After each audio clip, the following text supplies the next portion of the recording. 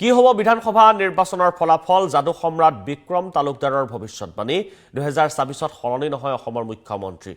যাদুৰ দ্বাৰা বিধানসভা নিৰ্বাচনৰ ফলাফলৰ ভৱিষ্যতবাণী 7টা স্যাটেলাইট চেনেলৰ সাংবাদিকৰ অংশগ্ৰহণ 2014 2019 2021ৰ নিৰ্বাচনতো কৰিছিল ভৱিষ্যতবাণী পূৰ্বৰ ভৱিষ্যতবাণী 100% শুদ্ধ হোৱাৰ পাছত পুনৰ চেষ্টা এবাৰ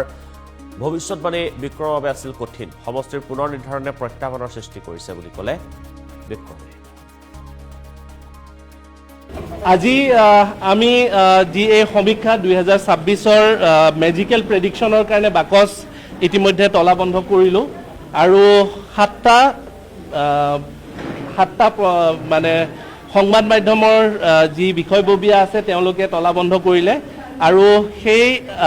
বাকচটোৰ ভিতৰত আমি দলিলখনত আমি পূৰ্বৰ দৰে এইবাৰো আমি অনুমান কৰি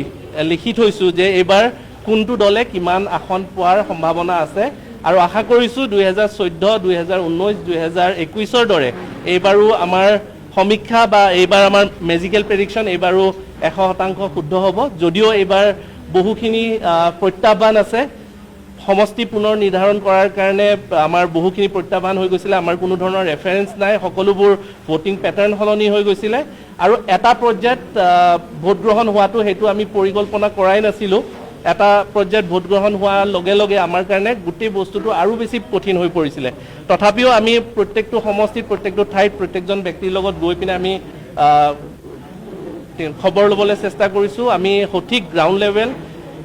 এনালাইচিছ কৰিবলৈ আৰু লগতে যি মেজিকেল প্ৰেডিকশ্যন মেজিকেলি ফৰ্মুলা যিটো ইউজ কৰি আমি প্ৰেডিক্ট কৰোঁ যিকোনো আন বস্তু সেইবোৰো আমি কৰিবলৈ আমি যিখিনি পাৰোঁ আমি চেষ্টা কৰিছিলোঁ আৰু আশা কৰিছোঁ যে এইবাৰো আমি সফল হ'ব আৰু 100% শুদ্ধ হ'ব বুলি আমি আশা ৰাখিছোঁ ইয়াতে অকল কোনে কিমান আসন পাব সেইটোৱে কৰা আছে নে কোন মুখ্যমন্ত্ৰী হ'ব বা কোন কি হ'ব এনেকুৱা বেলেগো আছে প্ৰেডিকশ্যন মই কেৱল দলে কেইখন কোনটো দলে কেইখন আসন পাব সেনেকুৱাকৈ লিখা আছে কাৰণ মুখ্যমন্ত্ৰীটো যিহেতুকে যেতিয়া